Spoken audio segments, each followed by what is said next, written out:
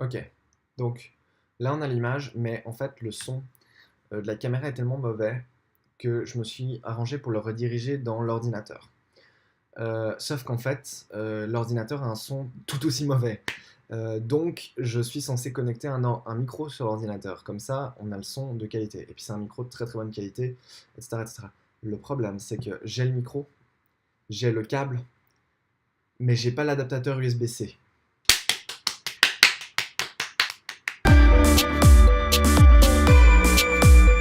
Donc, on va utiliser un dictaphone. Allô? Allô? Allô? Bonjour à tous, c'est Gabriel de la Raja, bienvenue dans une nouvelle vidéo. Aujourd'hui, on va parler du...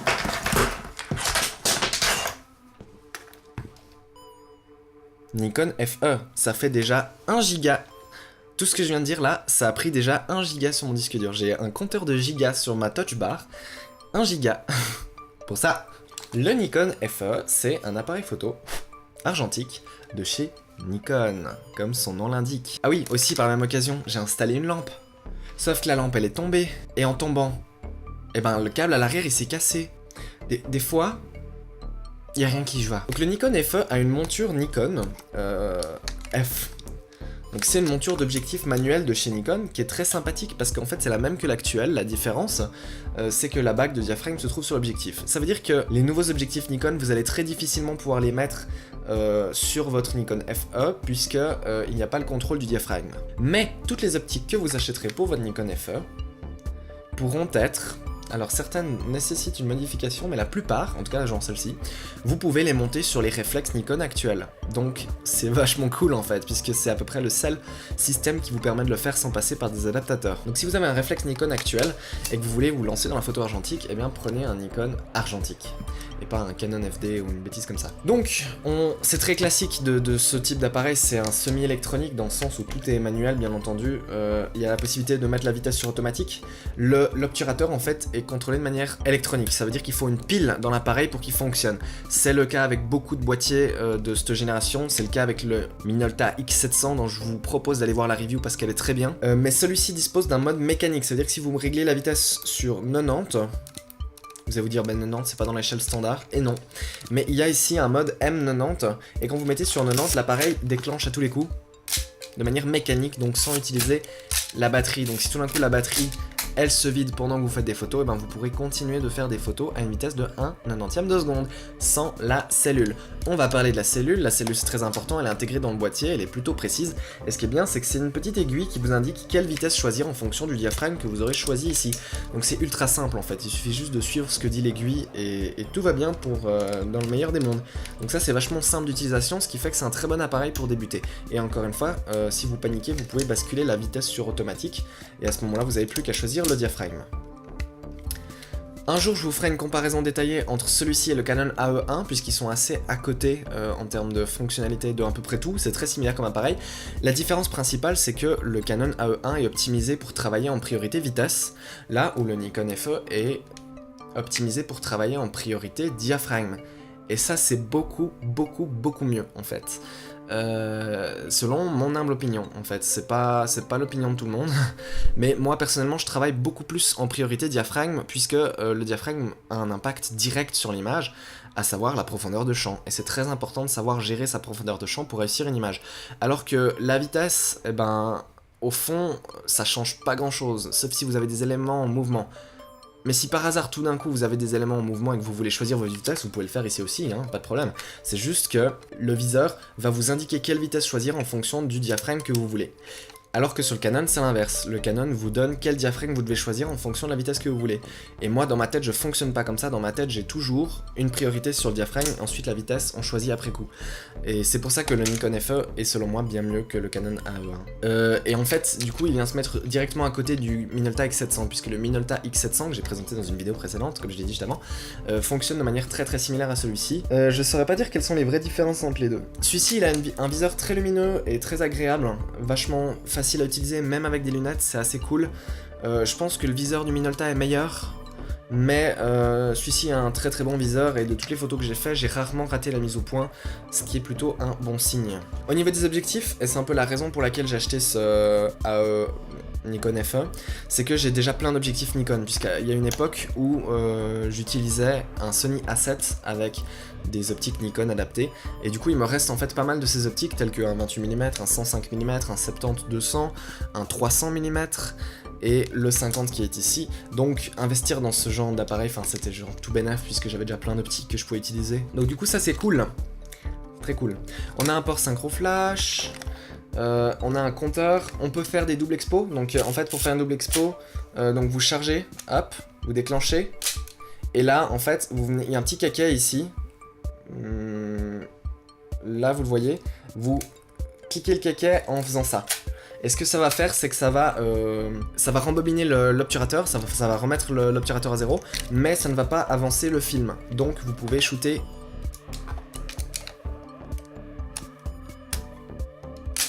Voilà. Vous pouvez shooter une deuxième fois sur la même partie du film. Ce qui est plutôt cool en fait quand on se le dit, puisqu'on peut faire des doubles expos. On a la compensation d'exposition de ce côté, ainsi que la bague des ISO. Et qu'est-ce qu'il y a d'autre? Ah oui, il n'y a pas de bouton on-off ou quoi que ce soit, je trouve ça plutôt bien. En fait, aussitôt que vous ouvrez le levier, la cellule s'active. Aussitôt que vous fermez le levier, la cellule s'éteint, ce qui veut dire qu'il n'y a pas de risque que vous la laissiez allumer.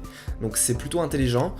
Truc un peu dommage, c'est quand vous faites des photos dans ce sens-là, vous vous retrouvez facilement à appuyer ça sur votre front, ce qui n'est pas très agréable. Et si vous appuyez trop fort, bah voilà, ça clique, bon ça fait mal. Je suis rouge maintenant. Ça clique et ça éteint la cellule. Et aussi vous pouvez pas déclencher quand l'appareil est comme ça. Oui bah c'est bien, ça veut dire que quand il est dans votre sac, vous risquez pas de le déclencher tant que vous n'avez pas fait ça. Donc c'est assez bien conçu, je trouve. Nikon sont plutôt bons pour la conception de leur boîtier. Et enfin en dernier on a la petite... ici on a un retardateur, chez moi il marche pas. Donc je vais pas vous le montrer. Et ici on a la prévisualisation de la profondeur de champ. C'est tout. Cet appareil est très simple d'utilisation et il fonctionne de manière adéquate. C'est tout ce que vous avez besoin de savoir. Pour accéder au film, c'est très simple, il suffit de tirer ça en bougeant ce petit kiki ici, ce qui veut dire que vous ne pouvez pas le faire sans faire exprès, contrairement au Minolta. Donc ça c'est vachement bien. Encore une fois Nikon, merci de bien penser les choses. Et là, hop, ça s'ouvre. Et là vous mettez votre film. C'est simple comme tout et ça fonctionne. Bref, le Nikon FE je recommande beaucoup. Normalement c'est un très très bel appareil, il est très agréable en main, il est petit, il est léger, il est vachement cool. Je le recommande presque plus que le Minolta X700. La seule chose qui fait que pour moi le Minolta X700 est peut-être mieux, c'est qu'il est moins cher, et moins cher égale mieux pour beaucoup de gens. Du coup, go pour Minolta. Après Nikon, comme je vous ai dit, le fait que toutes les optiques Nikon de l'époque peuvent être aujourd'hui utilisées sur un Nikon récent, et bien entendu vous trouvez des adaptateurs pour les mettre sur vos hybrides sans difficulté, fait que c'est aussi très intéressant, plus intéressant que Minolta. Les optiques Nikon sont très faciles à trouver, mais qui dit qu'elles sont faciles à trouver dit qu'elles sont chères, donc faut avoir envie de payer le prix, mais ce sont de très très bonnes optiques. Par exemple le 28 mm, moi il m'a coûté peut-être 180 je crois, 180.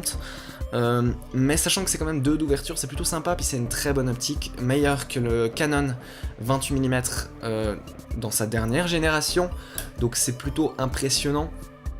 Voilà, hein, c'est Nikon. Nikon c'est quand même une très grande marque, très connue. Si vous avez le budget, prenez un F3, hein, mais personne n'a le budget pour un F3, du coup Nikon FE. Il y a aussi le Nikon FM qui est une déclinaison du FE mais 100% mécanique, qui a l'avantage d'être 100% mécanique et qui donc fonctionne sans batterie, mais qui a comme désavantage d'être moins précis au niveau de la vitesse et du coup un peu plus cher. Pas parce qu'il est moins précis, mais parce qu'il est mécanique. Il est un peu plus désiré, disons. Mais le Nikon FE, le Nikon FE, le Nikon FE, le Nikon FE. Si vous avez le budget, il y a aussi le Nikon FE2, hein, qui est la suite, et qui est aussi très bien. Voilà. Sur ce, je vais vous laisser ici, avec bien entendu les fameux exemples d'images.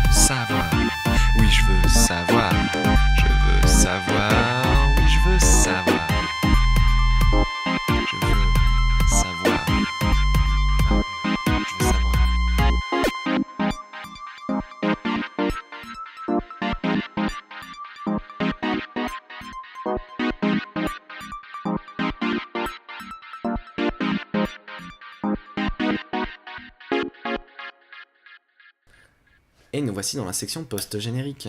Aujourd'hui, ça faisait longtemps que j'ai pas fait de vidéo parce que j'ai plein de soucis techniques. Vous avez vu la catastrophe qu'est cette vidéo, il n'y a rien qui va. On dirait une vidéo webcam, un petit peu mieux qu'une vidéo webcam, mais c'est quand même une vidéo webcam en fin de compte. En plus, j'arrête pas de regarder en bas parce que j'ai l'écran ici qui est beaucoup trop tentant. Je suis désolé. Au moins, j'espère que le son est bon parce que si le son n'est pas bon, je referai cette vidéo entièrement. J'ai des putains de bons éclairages en fait. Mais le problème de ces éclairages, c'est que ils chauffent. Et quand ils chauffent, il y a un ventilateur dedans. Et s'il y a un ventilateur, eh ben, ça ruine complètement la vidéo. Donc c'est un peu pénible.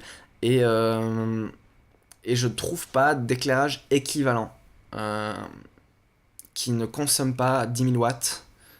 J'exagère, mais qui consomme pas trop d'électricité pour ce petit appartement. Je ne trouve pas sur le marché des éclairages qui ont à la fois la versatilité et la qualité que ceux que j'ai là sans le bruit de ventilateur. Ça n'existe pas pour l'instant, donc je sais pas quoi faire. J'ai un autre éclairage que je bricole et que j'utilise d'habitude, qui va très bien, sauf que comme je l'ai dit, je l'ai fait tomber, je l'ai pété, faut que je le répare, il va falloir que j'achète un pistolet à colle je pense. Bref. Autre chose, comme j'ai dit, en fait, j'ai dû faire quelques sacrifices dans la vie, à savoir j'avais besoin d'un nouvel ordinateur, et pour acheter ce nouvel ordinateur, j'ai dû vendre ma caméra. Alors il m'en reste 3 ou 4 autres, pas de soucis, seulement que j'ai dû vendre la meilleure d'entre elles.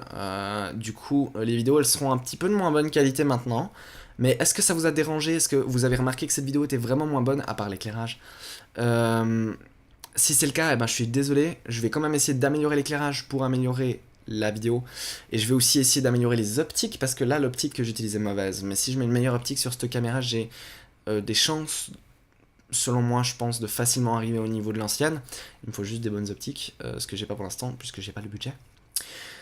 J'essaie d'améliorer le son parce que certes en dégradant un petit peu l'image puisque j'ai vendu ma caméra, je peux au moins essayer d'améliorer le son. Donc j'essaie de faire de mon mieux, mais là comme je vous ai dit, eh ben j'ai pas pu le faire parce que je n'ai pas ce putain de câble USB-C.